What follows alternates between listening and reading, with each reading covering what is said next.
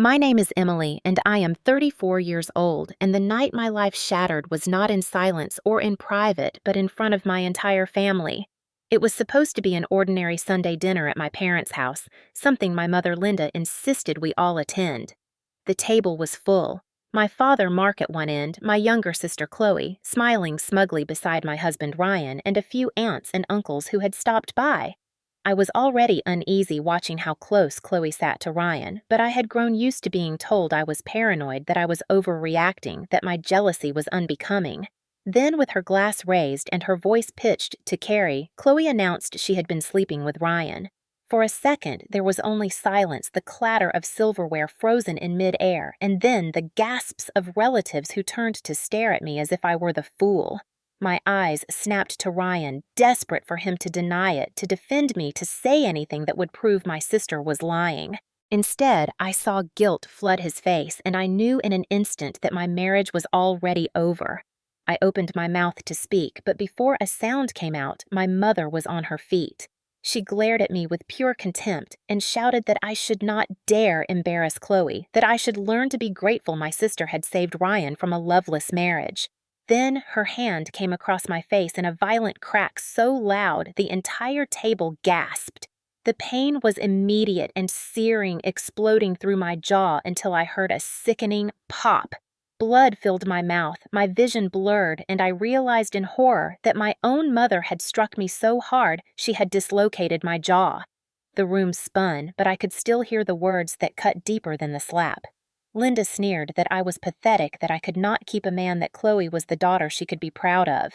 My relatives sat frozen, some whispering, others staring at their plates, but no one came to my defense. My father, Mark, looked stricken but said nothing, his silence almost worse than my mother's cruelty. I clutched my face, tears streaming, and in that moment I understood the cruel truth.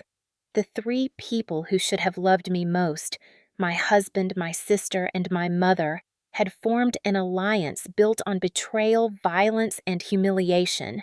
They had not only broken my trust, they had destroyed me in front of witnesses.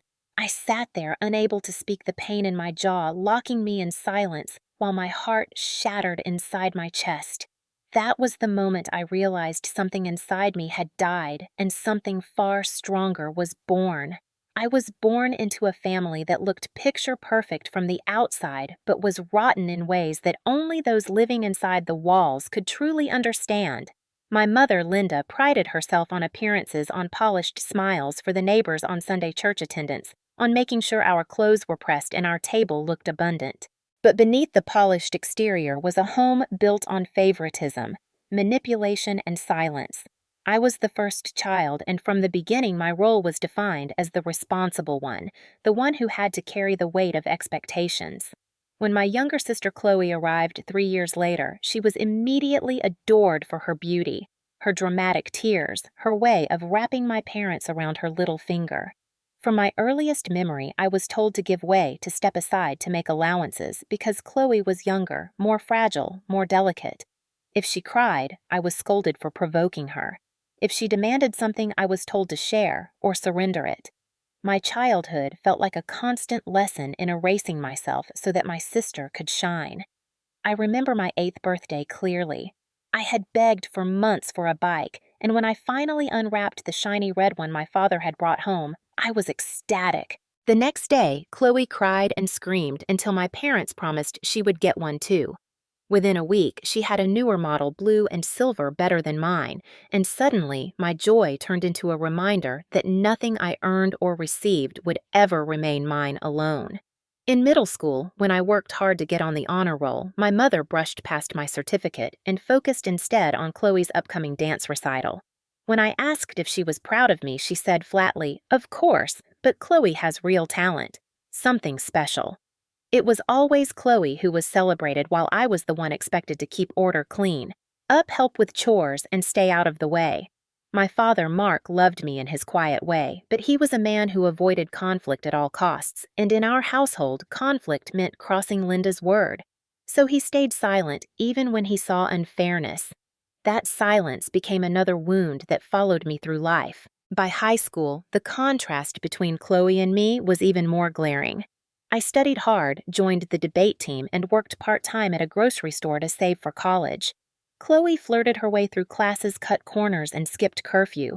Yet, when she stumbled through the door at 2 in the morning, smelling of perfume and beer, my mother would cover for her, insisting that she was just finding herself and that I should not be judgmental. When Chloe wanted to join cheerleading after I had earned my spot through tryouts, my mother pressured the coach through school connections, and soon enough, Chloe was on the team, suddenly basking in attention that I had worked hard to achieve. The message was clear: anything I accomplished could be overshadowed or stolen if Chloe wanted it. One of the most painful memories of those years was junior prom. I had saved for 6 months from my grocery job to buy a blue dress, my first real splurge on myself, something that made me feel beautiful. The week before prom, I came home to find Chloe wearing it to a party. She had taken it without asking, and when I confronted her, my mother scolded me, saying she just wanted to borrow it. Don't be so selfish. The dress came back with a stain that never came out, and on prom night I had to wear it anyway because there was no money for another one. Chloe, meanwhile, wore a new gown bought for her because she had thrown a tantrum after borrowing mine. That was the pattern again and again. I carried the weight of responsibility, did what was expected, and Chloe got what she demanded. Even when she failed classes and barely graduated, my parents praised her for her beauty and her charm while my achievements were brushed aside with the refrain, "You are the older one, you should know better." Those words etched into me the belief that my worth depended on sacrifice, that love in my family was conditional, always measured against Chloe's needs. The only real refuge I had was my grandmother, my mother's mother, who lived a few towns away. She was gentle where my mother was harsh, fair where my mother was biased. She would invite me to spend weekends, letting me help in her garden, teaching me how to cook simple meals, praising me not for being perfect, but simply for being myself. In her house, I felt seen and valued. She told me once, "Emily, never let anyone make you feel small. You are stronger than you know." Those words stayed with me even when I returned to the suffocating atmosphere of my parents' home. But as soon as she passed away when I was in my late teens, that sanctuary disappeared, and I was left to face the family dynamic alone. By the time I left for college, I was determined never to come back, but family ties are a hard chain to break. My mother found ways to pull me back with guilt, with lectures about duty, with the endless reminder that family comes first. Chloe drifted from one disaster to another. Men who used her jobs, she lost apartments she could not afford. Each time she stumbled, my mother would demand that I help, that I loan money, that I provide stability. It did not matter if I was struggling myself, it was always my responsibility to sacrifice so that Chloe could be rescued. Looking back now, I can see the foundation of betrayal had been laid long before Ryan entered the picture. I had been trained from childhood to accept unfairness, to be silent, to endure. That conditioning made it easier for them to believe they could take even more from me as an adult. It was not just about Chloe's jealousy or Ryan's weakness. It was about a family system that had always prepared me to be the one who lost so that others could win. Adulthood was supposed to be my escape, my chance to build a life that was truly mine, away from the suffocating favoritism and control of my mother and the constant rivalry with Chloe. I worked hard through college, balancing classes and part-time jobs, determined to carve out a path of independence. I became a financial analyst at a respected firm, not glamorous work, but stable and demanding, and it gave me the satisfaction of building something with my own effort. With my own paycheck, I rented a small apartment, decorated it with second-hand furniture that I made beautiful through care, and for the first time I breathed without the weight of my family pressing down on me. Yet even as I established myself, my mother Linda never stopped calling, never stopped reminding me that family obligations came before everything else. If Chloe lost another job, I was expected to lend her money. If Chloe fought with a boyfriend and had nowhere to go, I was expected to open my door. My father, Mark, stayed quiet as always, occasionally calling to check in, but never contradicting my mother's demands. It felt like a leash I could not cut no matter how far I moved emotionally. Then Ryan entered my life. I met him at a mutual friend's wedding when I was 29. He was tall, charming in a quiet way, an architect who spoke with passion about historical buildings and preservation. We were paired for a dance we both dreaded, and in our awkward laughter something clicked. By the end of the night, he asked for my number, and he called the very next day. Unlike the men I had dated in the past, Ryan seemed steady-grounded, someone who listened as much as he spoke. He admired my ambition and independence, and he encouraged me when I doubted myself. Our relationship grew quickly, and within a year, we were living together. He appreciated the small apartment I had made my own, and together we began dreaming of buying a house. Maybe one day, renovating a place that had history. I thought I had finally found a partner who would value me for me, someone who would stand beside me rather than above me. My friends admired him, and my colleagues said he was a good influence, softening my rough edges, making me laugh. When he proposed under a canopy of lights strung in the backyard of our rented home, I said yes with tears in my eyes, convinced I had broken free from the pattern of disappointment my family had written for me. At first, my parents seemed supportive, even Chloe, who gushed about how lucky I was. But beneath the surface, old patterns were waiting. My mother began inserting herself into our wedding plans, criticizing my choices of dress flowers, even the guest list. She reminded me constantly that Chloe needed to be included in everything, that she should be my maid of honor, despite our complicated history. I resisted, but reluctantly agreed, not wanting to ignite battles before the wedding.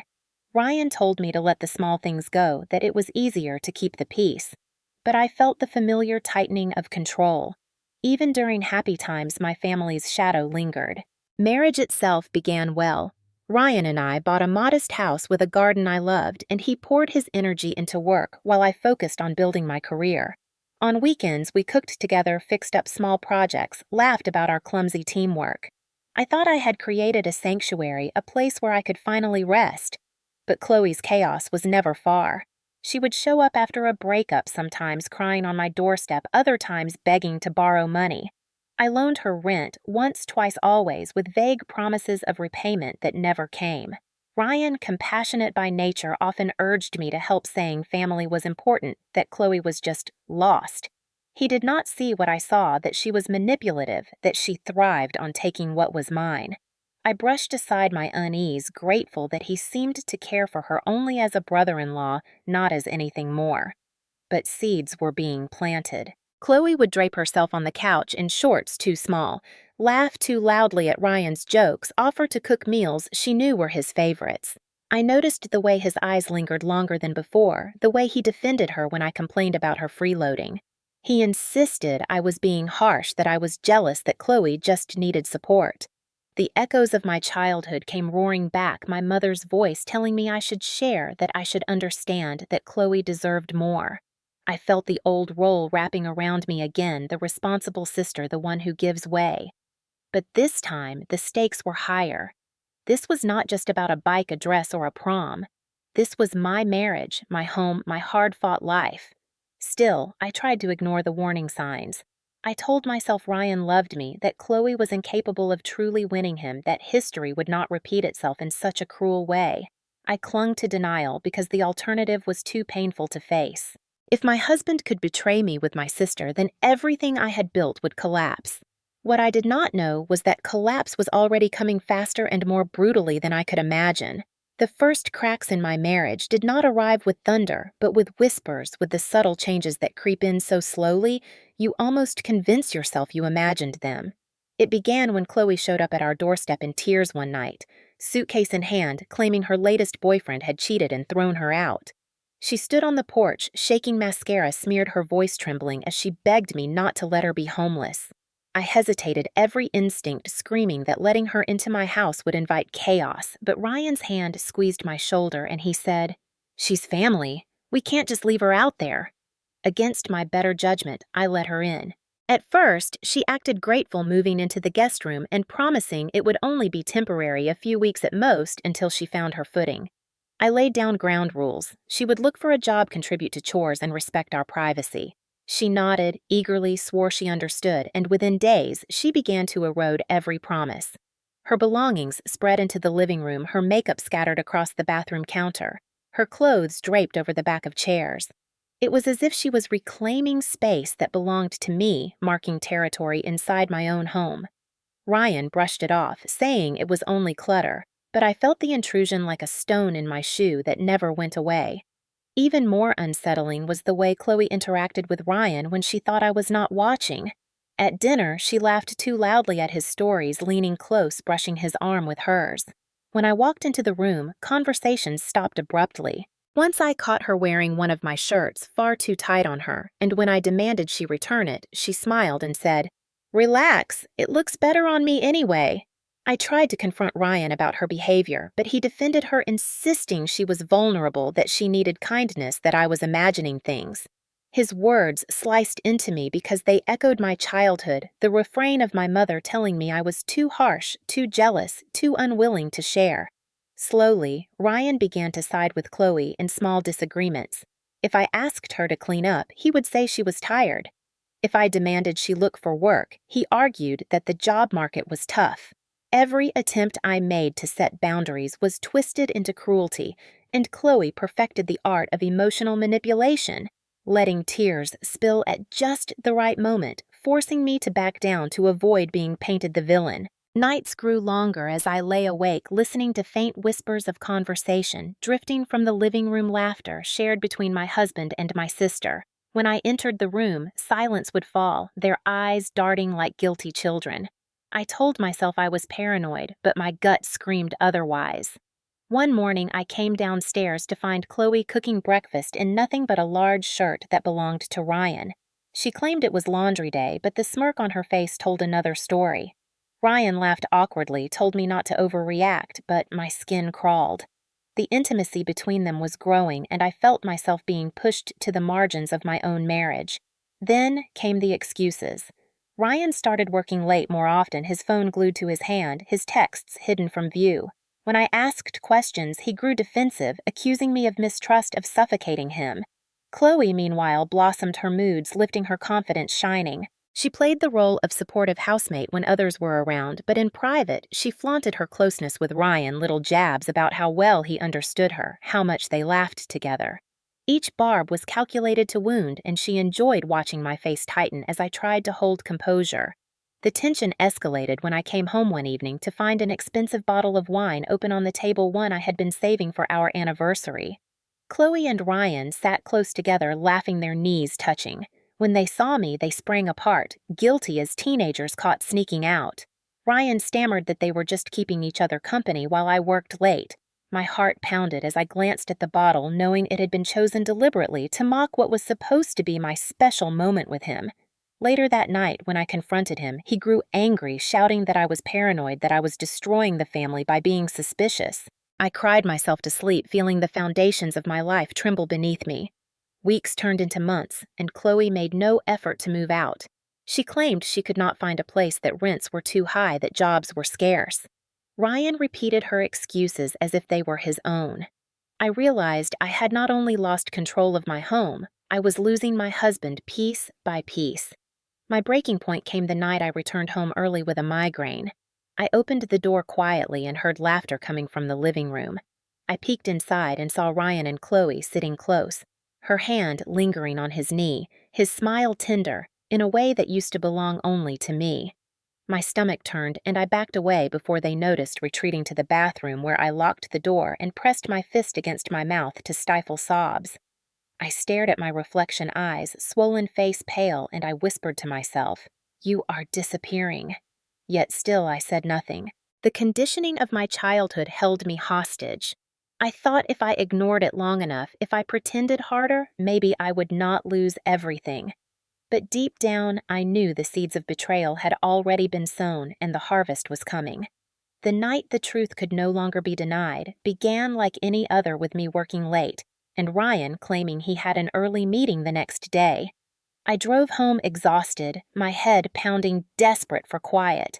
When I pulled into the driveway, I noticed the lights in the living room were dimmed, not off as they normally would be. My chest tightened as I stepped inside, the air thick with the faint smell of perfume that was not mine. I set my bag down and froze when I heard muffled laughter coming from upstairs. Every nerve in my body screamed at me to turn around, but something stronger pushed me forward. I climbed the stairs slowly, my heart pounding so loud it drowned out the world. The bedroom door was slightly ajar, and through the crack I saw them. My husband and my sister tangled together in the bed I had once thought was sacred. Chloe's hair spilled across the pillow, Ryan's hand tracing the curve of her body, and the sound of my name whispered mockingly between them was the final blow. My knees gave out and I stumbled back, my breath caught in my throat, bile rising. The image seared itself into my mind, a scar that would never heal. I must have made a sound because the door creaked open wider and Ryan's face appeared, panic flooding his features as he realized I was standing there. Chloe's shrill voice followed, dripping with venom as she smirked. "Well, I guess you know now." My world tilted, fury and heartbreak colliding inside me until I felt like I might explode. I screamed, a sound ripped from the deepest part of me, and Ryan rushed forward, hands outstretched as if to contain me, to silence me. But I shoved him away, my body trembling as I spat words I barely recognized as my own. "How could you, both of you? In my home, in my bed." Chloe laughed, a cold, cruel laugh that sliced through the room. "Don't act so shocked, Emily. You always knew you were the boring one. He deserves better, and you knew it." Her words hit harder than any slap, each syllable twisting like a knife. Ryan tried to speak stammering excuses about mistakes, about confusion, about love, but his eyes betrayed him, filled not with shame, but with a strange relief, as if being caught had freed him. I ran down the stairs, shaking, grabbing my phone to call someone, anyone, but my hands were clumsy, my vision blurred with tears. Ryan followed, pleading, his voice rising in desperation while Chloe trailed behind with that mocking smile plastered on her face. In the kitchen, the confrontation reached its peak. Ryan begged me to understand, to forgive, to see it as a lapse, a moment of weakness. Chloe taunted me, circling like a predator, whispering that I had never been enough, that everyone knew it, that even my own husband preferred her. My rage boiled over, and I shouted that they deserved each other, that they had destroyed me, that I would never forgive them. In that moment, my mother's voice cut through the chaos.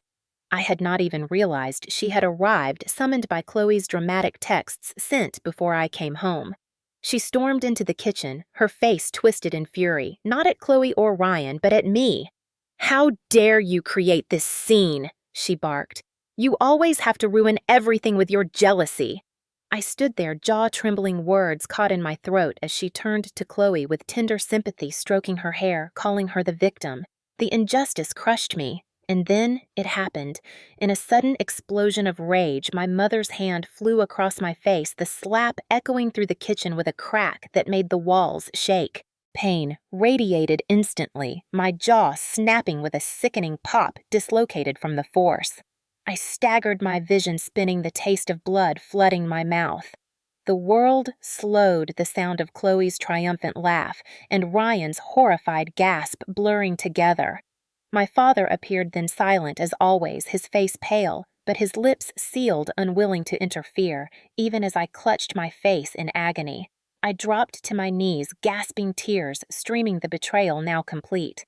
My husband, my sister, my mother, and even my father all stood against me. It was the moment my heart shattered beyond repair, the climax of every injustice I had endured since childhood. And as I knelt on that cold kitchen floor, one truth carved itself into my soul. I was alone. The hours after the slap blurred into fragments of pain and humiliation, as if time itself had fractured. I remember the way my mother stood over me, her chest heaving with self-righteous fury, insisting that I had brought it upon myself by being ungrateful, by pushing Chloe away, by questioning Ryan's devotion.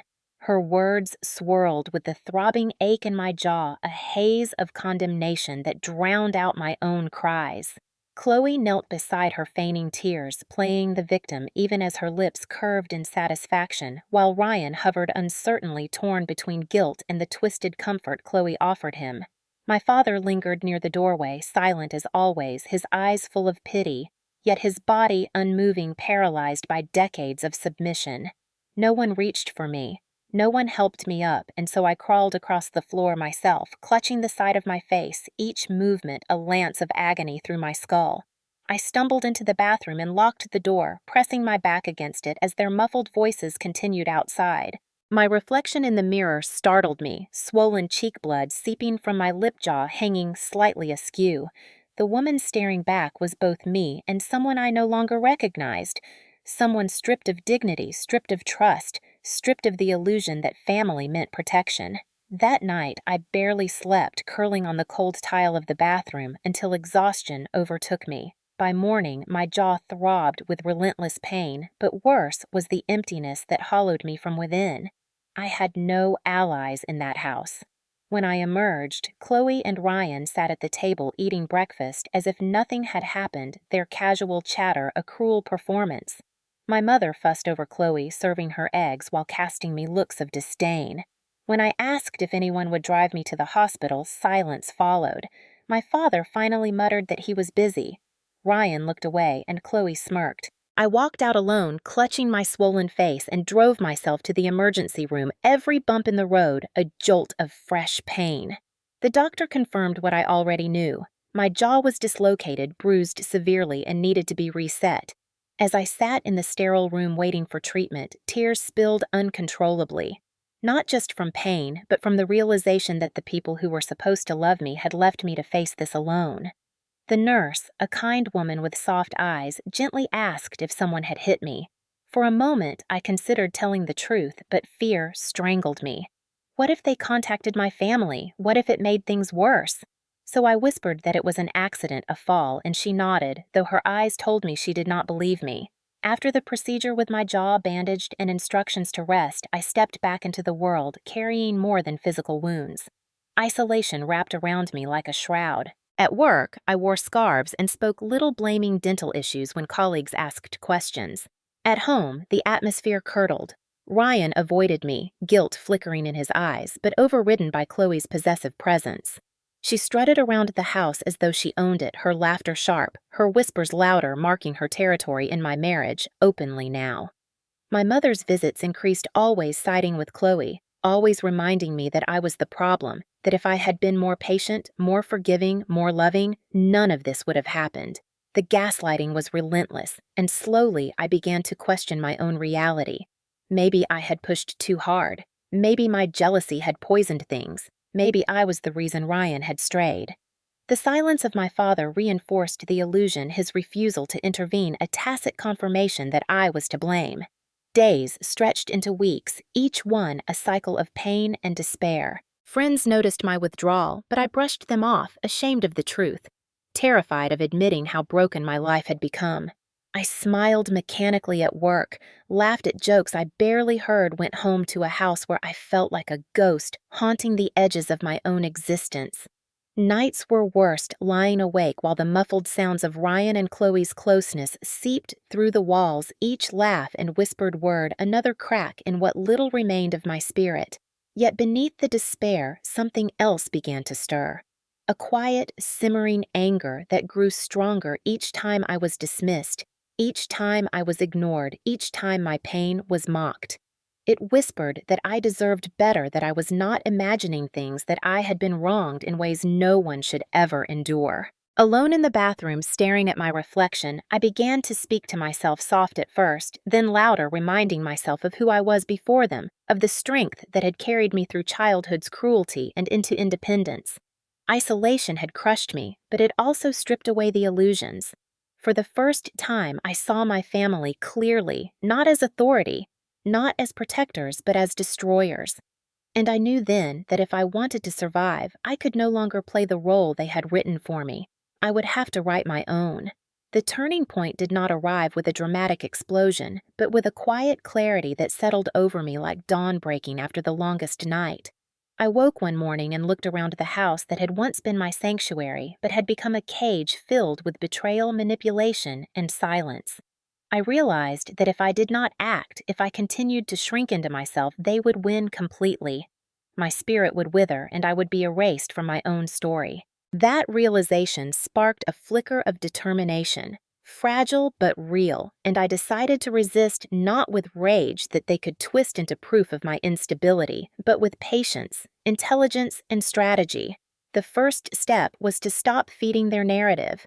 For weeks I had cried, shouted, pleaded, given them the satisfaction of watching me unravel. Now I learned to mask my emotions, to give them nothing. When Chloe provoked me with her taunts, I smiled blandly. When my mother scolded me, I nodded calmly. When Ryan avoided me, I acted indifferent. It drove them mad. They thrived on my reactions, and without them, they began to flounder. Inside, I was still boiling, but outwardly, I became a mask of composure. At the same time, I began to gather evidence. Every cruel text Chloe sent when she thought she could twist the knife I saved. Every time Ryan left late at night with flimsy excuses, I noted. I bought a small recorder and placed it discreetly in the living room, capturing conversations when they forgot to censor themselves. Each recording was another brick in the foundation of my eventual escape.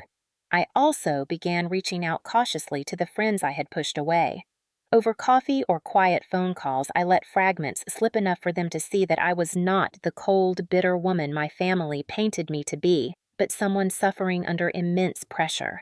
Their support gave me strength, reminding me that the world outside my toxic circle still existed. The hardest part was maintaining the facade at home. Nights were torture listening to Chloe and Ryan's intimacy, but instead of collapsing, I began using those hours to plan. I researched laws, spoke quietly to a lawyer during my lunch breaks, learned my rights.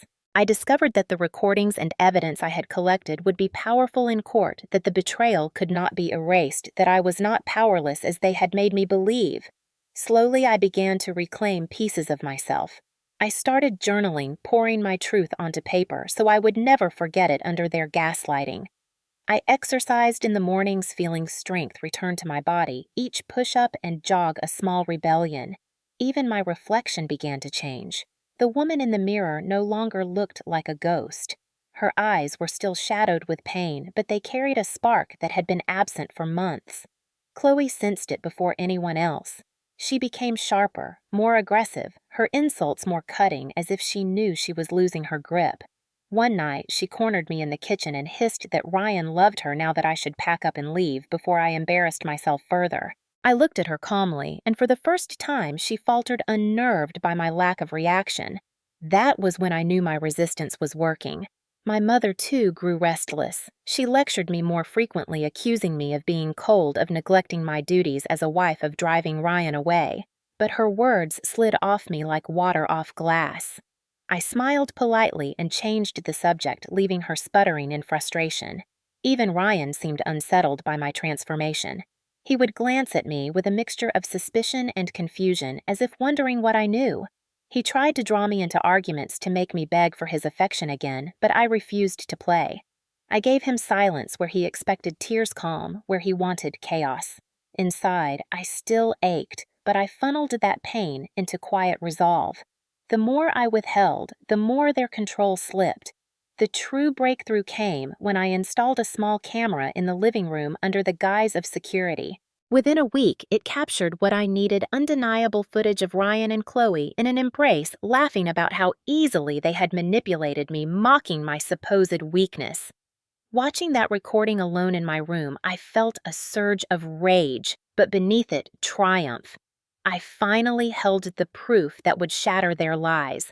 I did not rush to reveal it. I waited, biding my time, continuing my mask of composure, while building connections with my lawyer and preparing the steps of my departure. Patience was my weapon now, and I wielded it carefully. During those weeks, I found small acts of rebellion that nourished me. I decorated my room with fresh flowers, symbols of life amidst the rot. I wrote letters to myself, affirmations of worth, reminders that I was more than their cruelty. I even began to envision a future without them, a future where I was free. Each vision was a light in the darkness, guiding me forward. My father remained silent, but once late at night, I caught him looking at me with something like sorrow. For a brief moment, I thought he might speak, might break his lifelong silence, but he turned away. His passivity was confirmation that he would never save me. I had to save myself. The final test of my resistance came when Chloe, drunk and reckless, burst into my room one night to flaunt her triumph. She waved Ryan's shirt in my face, taunting me, daring me to react. My heart pounded, my fists clenched, but I kept my voice steady as I told her calmly to leave my room. My composure enraged her more than any outburst would have, and she stormed off screaming. Alone, I exhaled slowly, knowing I had passed the test. I was no longer their victim. I was preparing for the moment when I would flip the script entirely exposing them in a way they could never recover from. The day I chose to strike was not accidental. It was Chloe's birthday, and my mother had planned a lavish family gathering at a rented banquet hall inviting extended relatives, neighbors, and friends from church. It was meant to be a celebration of Chloe's brilliance, a performance to showcase her as the golden child.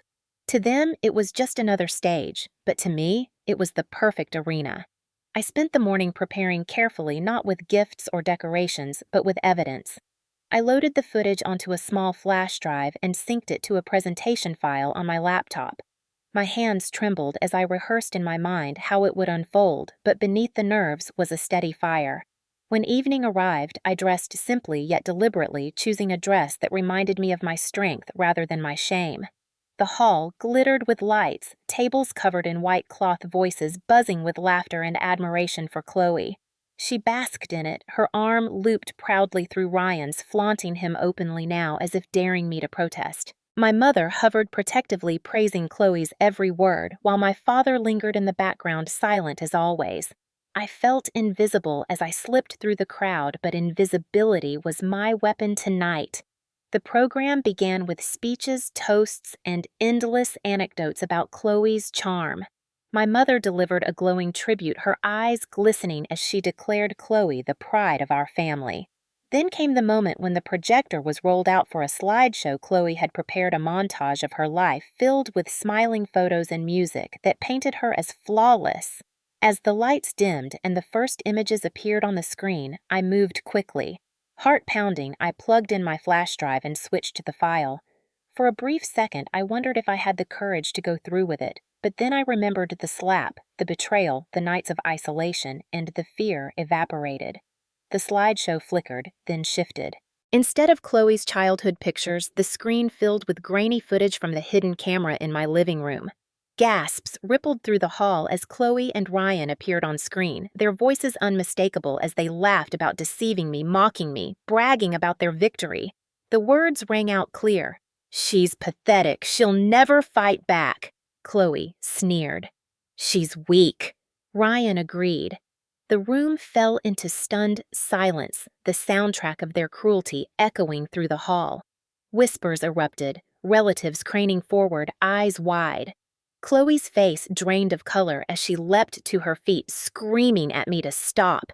Ryan stammered, his hands shaking as he tried to explain, but the evidence was undeniable.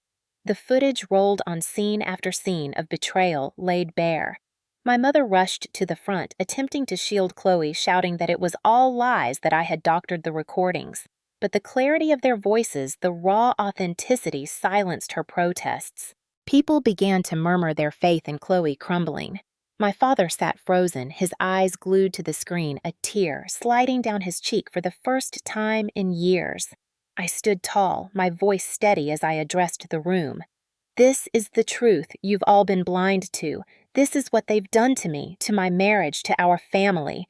You praised them, you pitied them while I was silenced and beaten down. No more." My words carried through the stunned hall, and for the first time I felt the power of my own voice fill a space instead of being drowned out. Chloe shrieked, lunging at me, but relatives restrained her.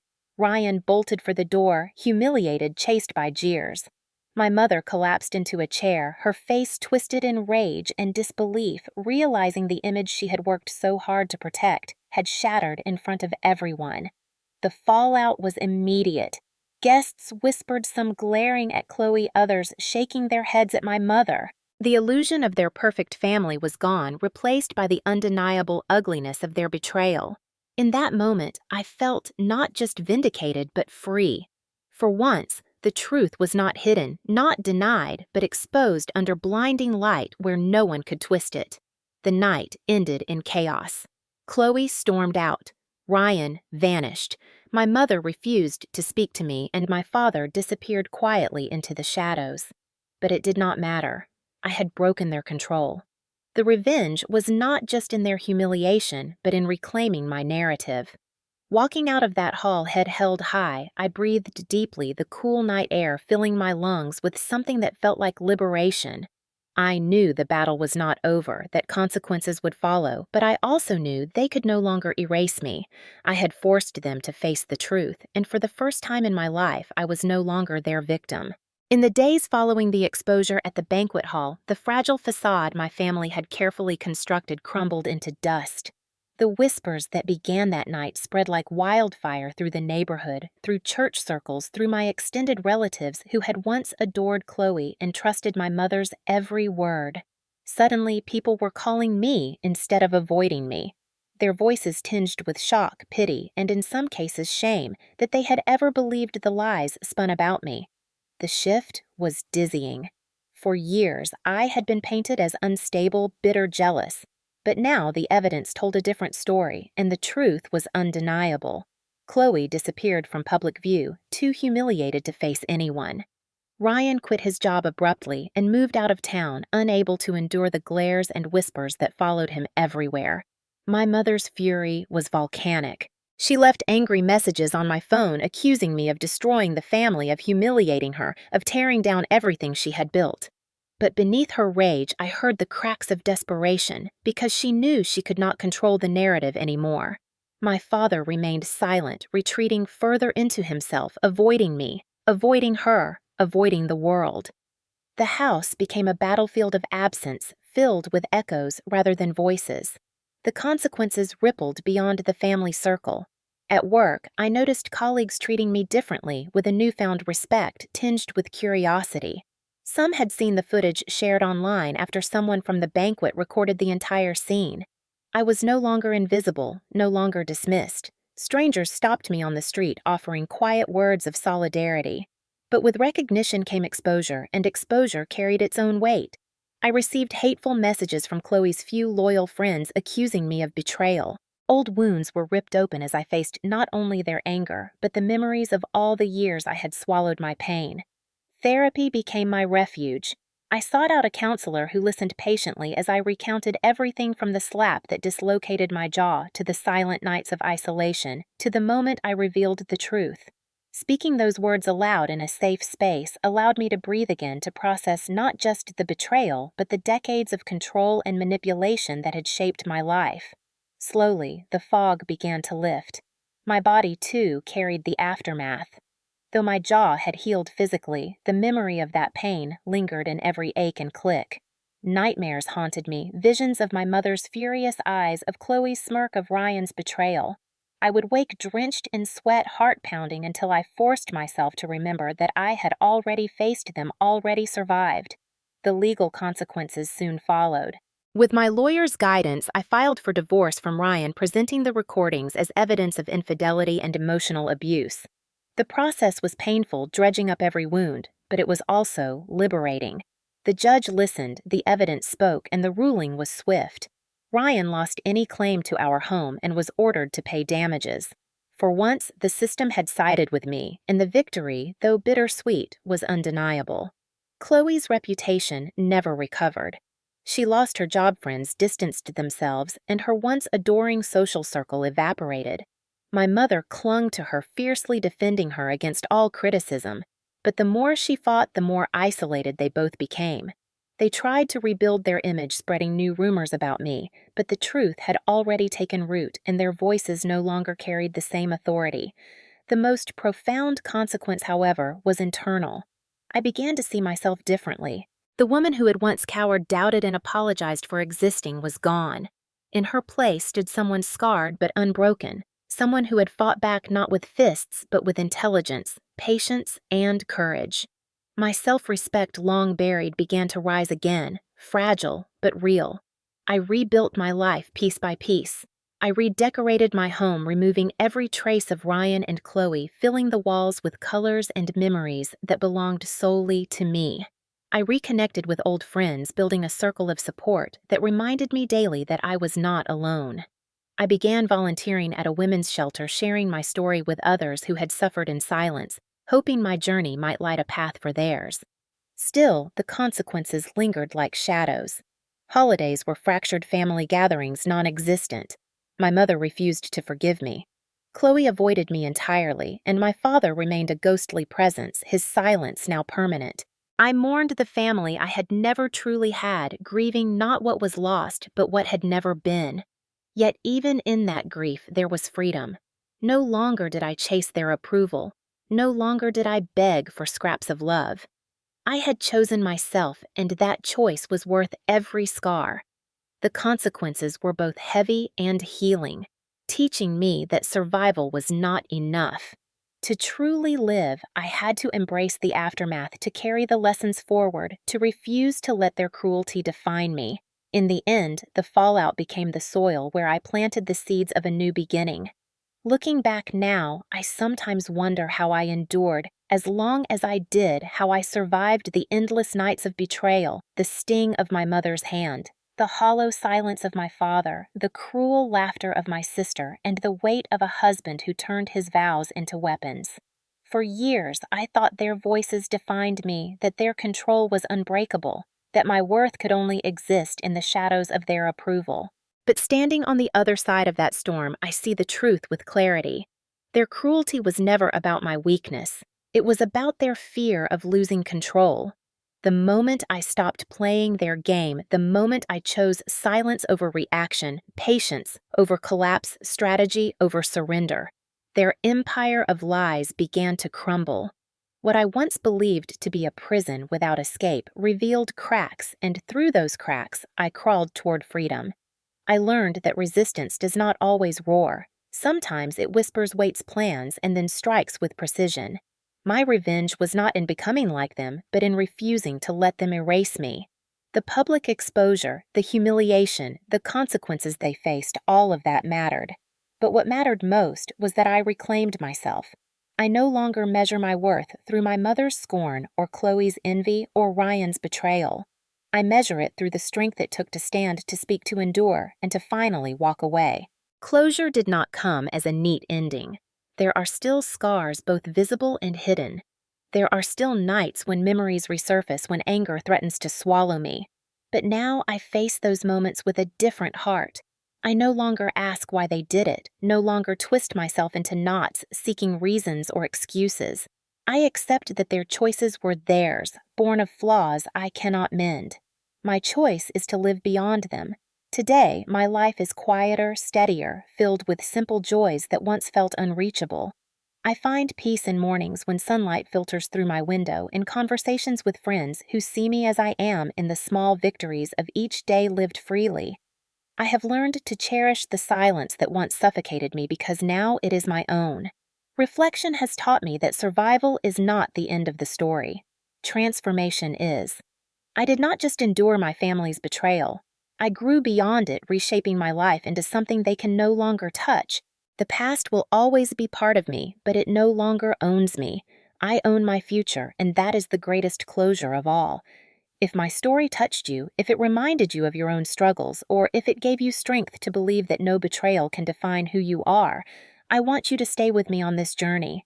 There are so many untold stories of survival pain and triumph that deserve to be heard. By subscribing to this channel, you help create a space where voices that were silenced can finally speak, where wounds can be shared and healed, and where no one has to feel alone in the darkness of family betrayal or abuse. Leave a comment with your thoughts or your own experience, because together we can build not just an audience but a community of resilience. And if you believe someone you know needs to hear this, share it with them, because one story has the power to spark another.